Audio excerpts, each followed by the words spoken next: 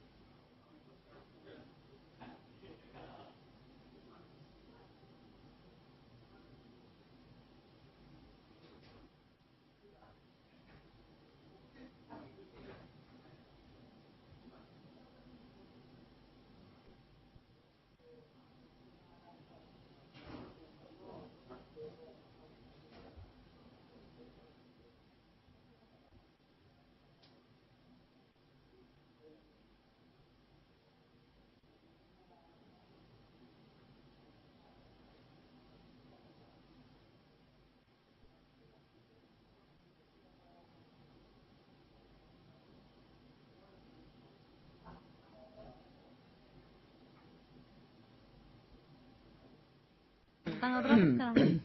Cari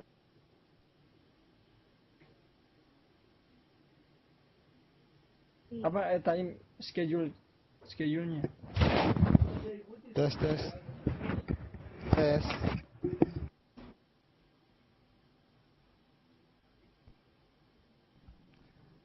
Good morning, everybody.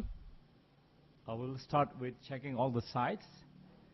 I will start with the... Hello? Can you mute your speaker, please? Okay, we will start with calling each sites to check whether you are ready. Start with University of Diponegoro. University of Diponegoro, are you with us? Hello? University of Diponegoro.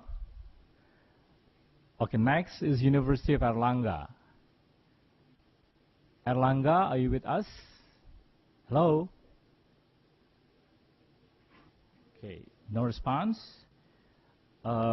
Next is University of Sarawak. University of Sarawak. Hello, Karina here. Are you with us? Yes. Okay, thank you. We are okay. Okay, thank you. Next is University of Hasanuddin. Hello, University of Hasanuddin, are you with us? Hello, Unhas. Okay, next is University of Gajah Mada. Ini loh. Online. Ya, Gajah Mada ready. Pencet. Okay, University of Erlangga, University of Gajah Mada, are you with us? Yes, we are with you. Okay, thank you. Next is University of Udayana. Are you with us, University of Udayana? Okay, thank you. Yes, we're ready. All right. I will go to Kuala Lumpur. Kuala Lumpur, are you with us? Yes. Mones? Good morning, everybody. Okay, good morning. And next is our site in Bangkok. Bangkok, are you with us? Hello, Bangkok? Are you with us? Okay, next is University of the Philippines. UP, are you with us? Hello, Philippines, Manila? Hello. Hello? Hello. Hello. Yes? This is University of the Philippines, Manila. And okay. Also ASTI. Okay, thank you. Thank you. Good morning. UI Salemba, are you with us? Hello, UI Salemba? Hello? Hello, Isalemba, are you with us? Yes, we're with you. Thank you. Okay, thank you. And the last but not least is UI Depok. UI Depok, are you with us? Hello? Hello, UI Depok? Upstairs, are you with us? Okay, I think we're going to start soon. We have a couple of sites who did not respond to the first calling. Okay, we'll start with day 5 session. We have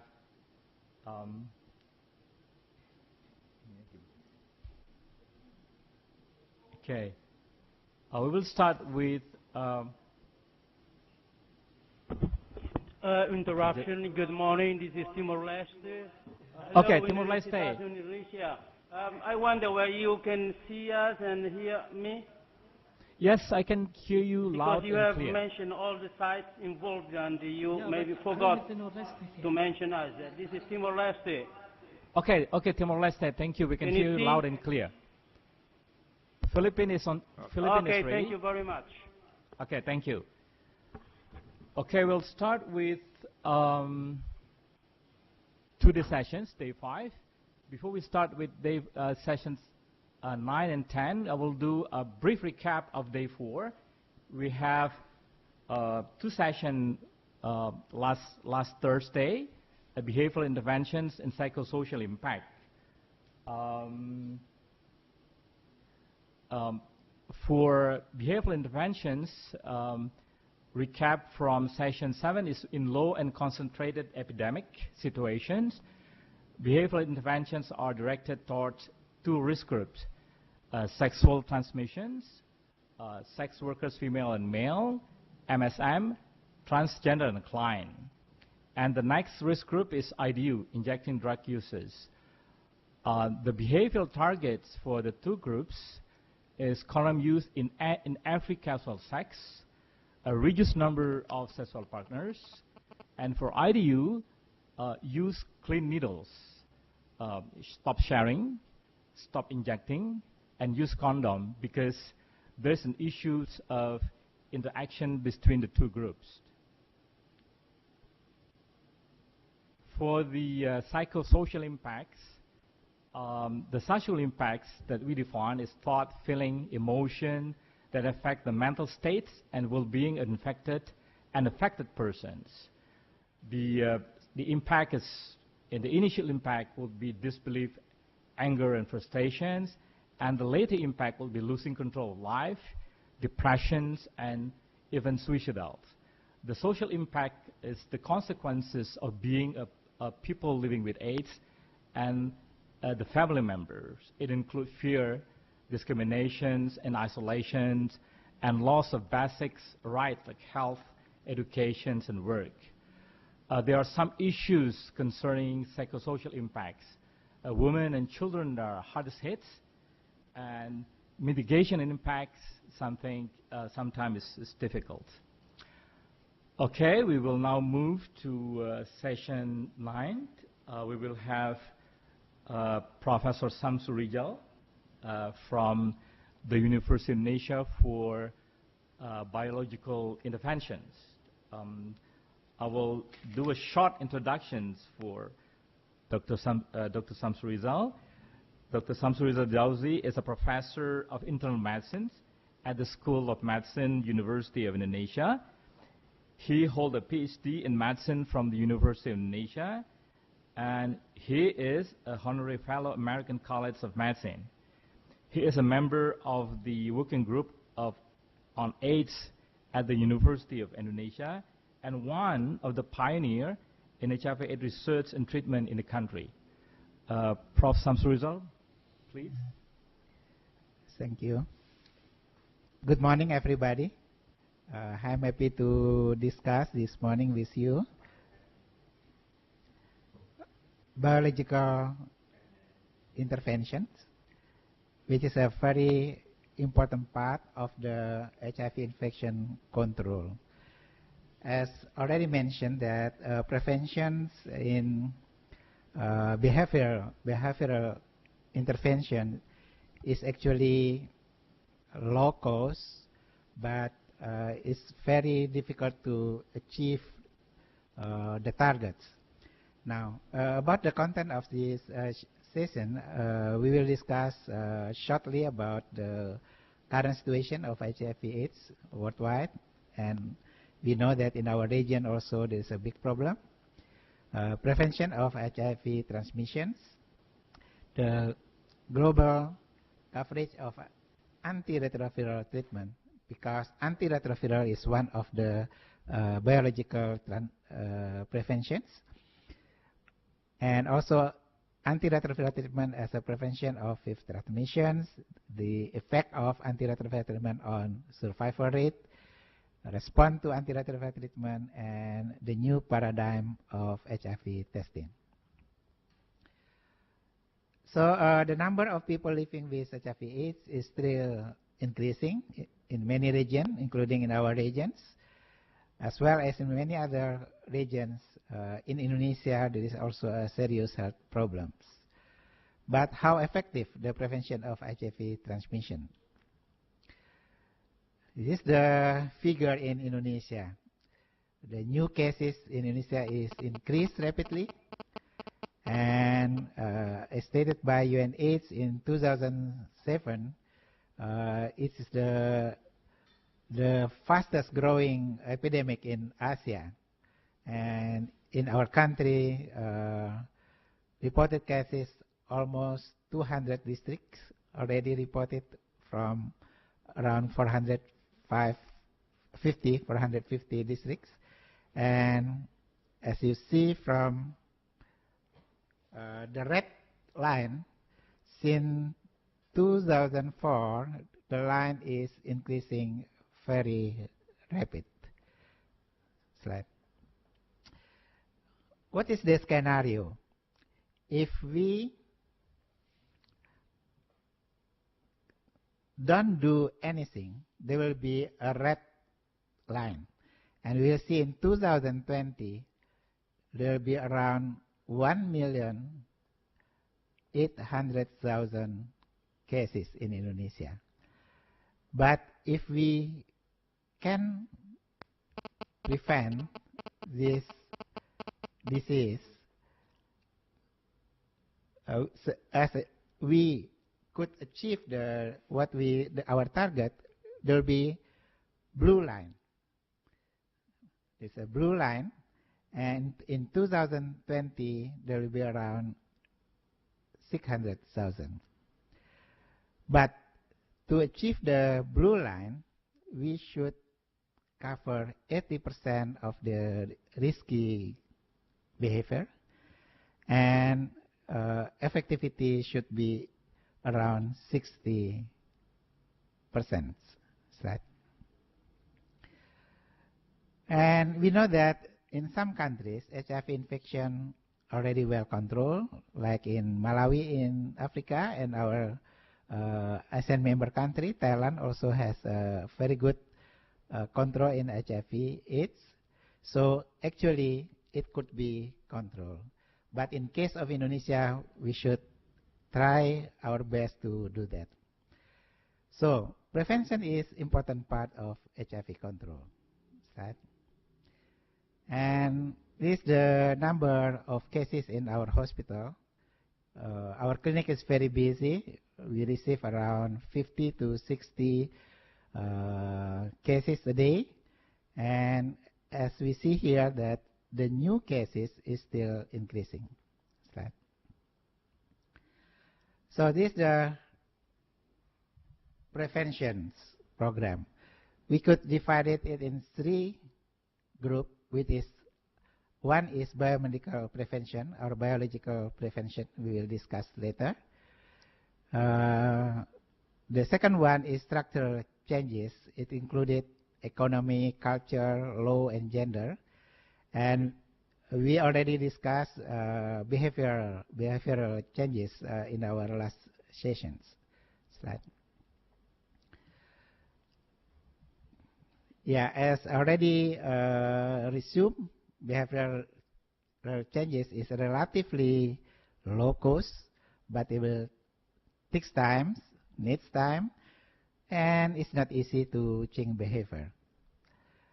This is the survey in our country, I think, done last year.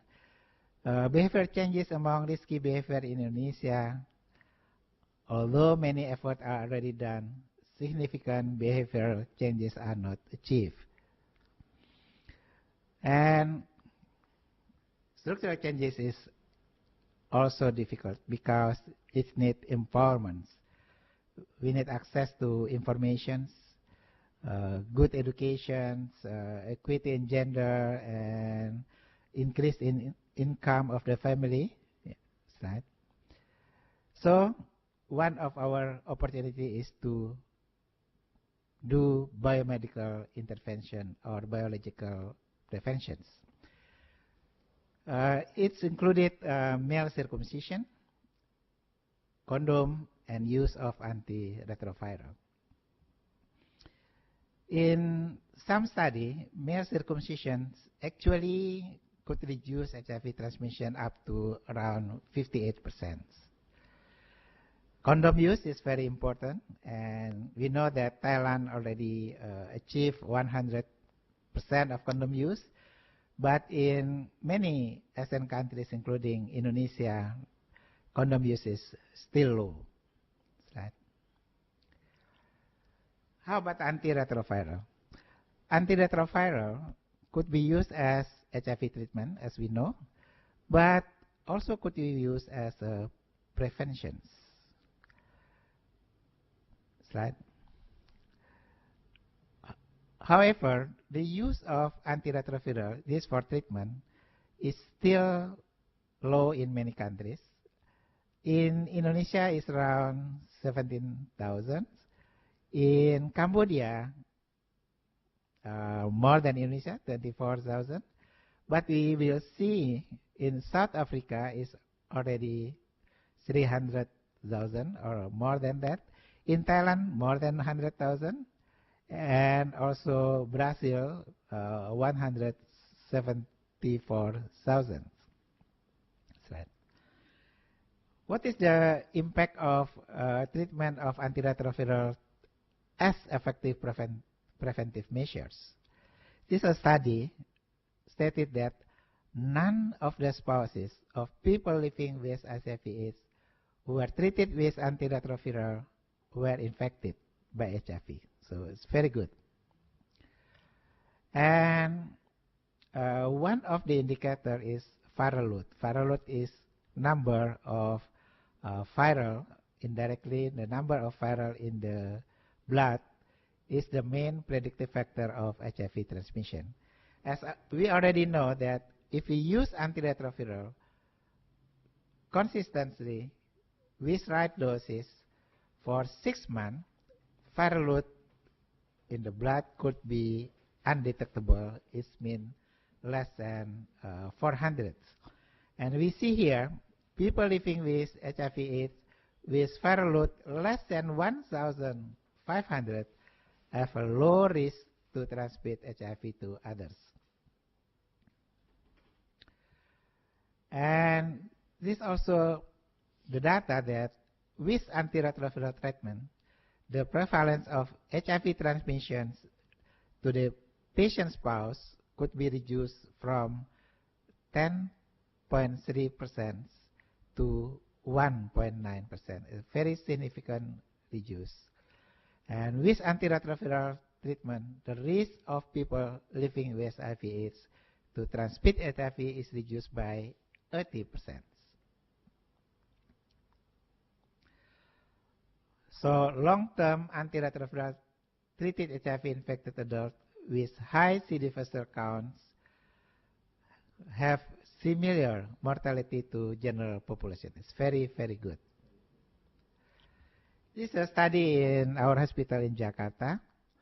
The effect of antiretroviral treatment to survival, 1 year survival rate. And the conclusion is 1 year survival is 66.39%, but the death is occur in the the first 3 months of the disease, usually because of opportunistic infections.